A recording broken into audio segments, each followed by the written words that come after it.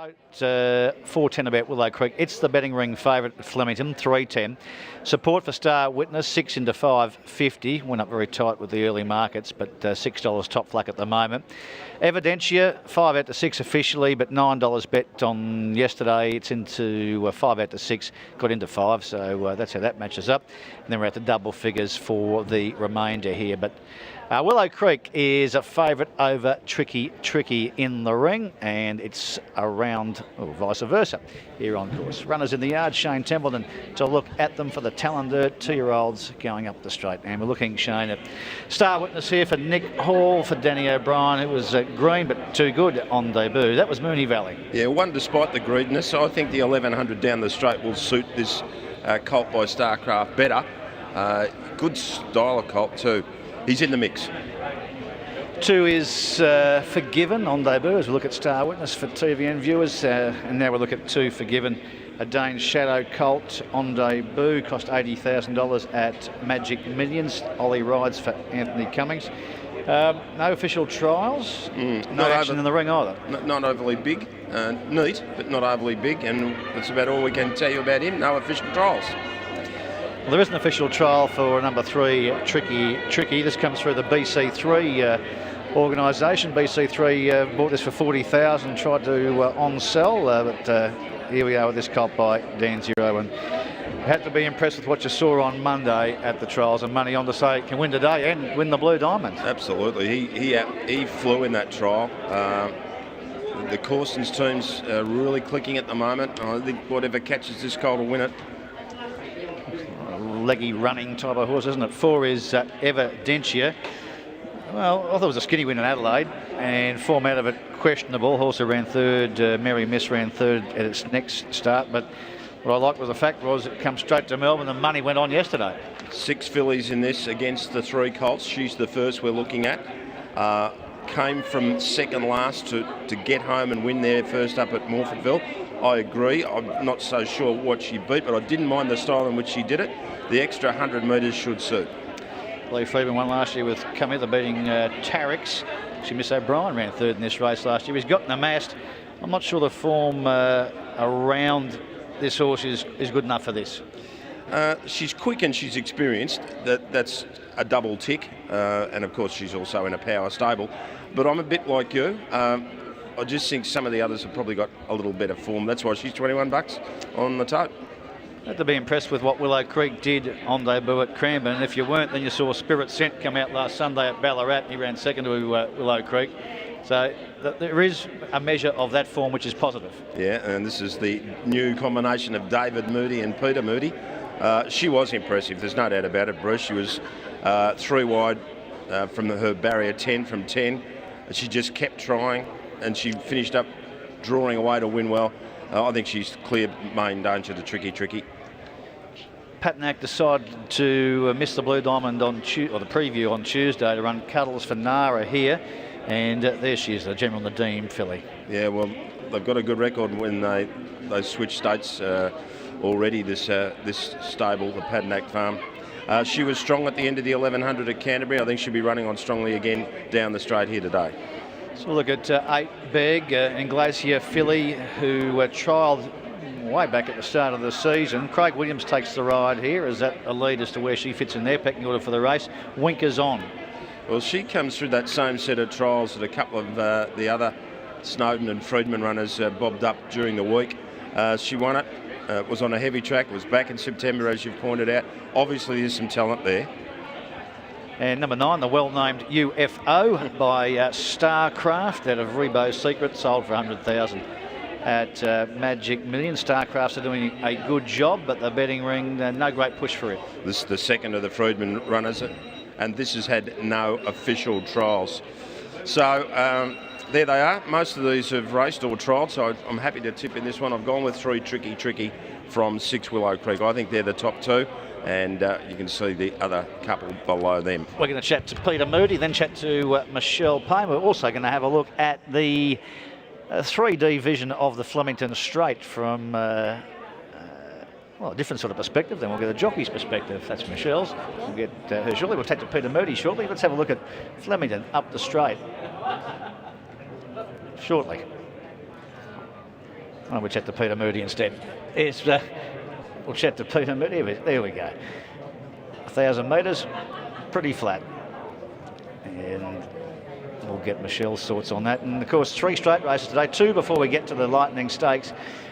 Is wind a factor? I don't think so. Rail true. In recent years, they've been coming inside when rail's out. They've been coming middle to out later in the day. But that's the Flemington Straight, famous. And 1,000 metres they scoot over today for the Lightning Stakes. Peter Moody has 10 runners in today. I thought we'd give him plenty of time to chat to Shane. Okay, thanks very much, Bruce. Peter, is this the most amount of horses you've ever had at a city meeting?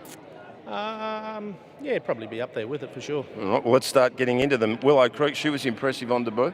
Very nice filly. The one alley concerns, big leggy filly, might need a bit of room, but she'll be very strong late. Hopefully she gets the room. Okay, in the second, Captain Colty, she's just progressing beautifully for you. Going through the grades, first step out in open company, but pleased to say I think he's improved again. So first go up the straight, but expect a big showing. Macedonian, probably just a win last time round. Yeah, didn't have a lot of joy. The boy nearly took the wrong option and got caught up on him. But I think the drop in weights, Flemington, be big pluses for him. Once again, first crack in open company. Be interesting to see how he measures up, but he'll be thereabouts. And Costa Belief, since the blinker's gone on, he's done everything right. Doesn't know how to run bad, this horse. Probably taking on a better grade of horse, but he's got fitness on his side and in form. Okay, now your gang tackle, the main event. You've got Dewporth, a newcomer. Has done everything right, everything asked of him. Don't know a lot about his racing mannerisms, but everything at home leads to something positive. The underrated filly Headway. Just keeps producing. Might be a tad short for her, but she'll be closing strong at the end. And Wanted. Looks ideally placed at the 1,000. Once again, one gate could be the trick factor, but he's there to run very well. So, I couldn't pluck one over the other, but they're all in good shape. All right, so you're not going to separate those. Now, Salinas and Speedy Natalie, they resume. Both fillies are sort of being aimed at longer races later on. I would suggest Salinas will be closer to the pace than Speedy Natalie. So you'd probably take a line through Patna Racing during the day, to which will be the better hope, but both fillies are in good shape. And Flying Monty getting ready. Looking forward to her to 2,000 metres on a big track, and particularly against the mares. You'd do worse than her to have her in a multiple. Well, it's a big lineup. If I put the pressure on you and said just one. This filly's as good as we've got all day, but age-old thing, you could follow them all day and you'd be disappointed if you came out behind. Thanks for joining us, mate. Thanks, Shane. Peter Moody talking about his amazing lineup here, Bruce. It's great to get a push for Willow Creek in the first from Peter Straight Racing. We had a look at the virtual track line there before. Michelle Payne with us today. Michelle, 2-year-olds you would expect they'd be going down towards the inside for a couple of reasons here, wouldn't you? Yeah, you would think so. Always 2-year-olds, it's nice to have a rail to guide them, and the barriers are started on the inside, so you'd think they'd all head to the inside. Plus the fact they've got pretty fresh ground there with the rail going back true. Yeah, definitely. I had a look at the track and it looks as though it is nice fresh ground on the inside, so yeah, it'd be favouring them to go there. Now with these jockeys behind the barrier, is there any sort of argy-bargy there? Look, I'm going in, no, I'm going out. Does anyone try and work out what everyone else is doing, or is it just polite to have a chat and say, well, which way are you going? Yes, normally once you get into the barriers, you'll ask the one beside you, whoever's beside you on either side, which way are you going, and get a general feel for it. If you're going separate ways, sometimes it can be a bit of a bother, but yeah, no, normally everybody's heading the same way. Does anyone give you a bum steer? They say they're going in, the next thing they jump and go out. It actually has happened to me once before, but we were sort of drawn in the middle, so it didn't matter too much. Who was that? I'm not going to name any names. It would have been a bloke for sure. Okay, best to your eye from what you saw in the yard? I think Willow Creek's a standout. She, the way she won it at Cranbourne was very impressive. She beat a horse she won on last week. Spirit Scent gave you a good feel at Ballarat, no doubt? Yes, there was a good push for Spirit Scent that day, and she sort of put pay to him pretty quickly, and there he come out and won well at Ballarat his next start. So the format of it's really good, and she's a lovely filly. She's very relaxed, handling it all well. So I think she was the pick of the yard, but in saying that, they all looked really well. Good to hear from Peter Moody saying, for the punters at Willow Creek, no sporting bet market mover here. All been on the drift bar. StarWitness, who's 6 back to 550. So quickly down as they go up here. 550 about StarWitness. 440 Tricky has been quite easy, but the money's already on. Evidentia 650 ditto, and Willow Creek runs the favourite at $3.30 tote and betting ring. To start this fabulous day of racing, Coolmore Lightning Stakes Day is the Tallendirt Stakes, or Tallendirt Stakes. Here's Greg Miles to call all the action. During the week, the TV in joining us. Thank you, Bruce, as they're getting ready here. Just mentioning about the flags at half-mast, no doubt, in respect of the late George Handlin. 3 times a Melbourne Cup winner and a delightful man whom we lost this week. So the Tallendirt Stakes field being called in now. Cuddles for Nara coming along. The speedy Tricky away from his stall, along with Forgiven and StarWitness. Willow Creek now into 320 and 140 on Super Tab, 350 Tricky and 550 StarWitness, 730 Evidentia. So they're nearly ready. Are up to a dead 4 at 11:45. StarWitness coming into the stalls now to complete the line on the outside. So they're ready. Willow Creek, the favourite, drawn in gate 1. They're racing now.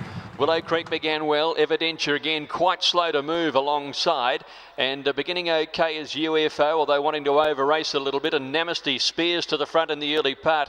Here's Tricky beginning fast too, and he's up the middle of the course and going up to the lead with Cuddles for Nara next, and they're being followed by UFO, and then just been behind those horses is Evidentia, who's recovered to be about midfield near the inside with Willow Creek, and back behind those horses is Forgiven, and then Star Pirate, who's back towards the tail end of the field as they go to the 600 metre mark now.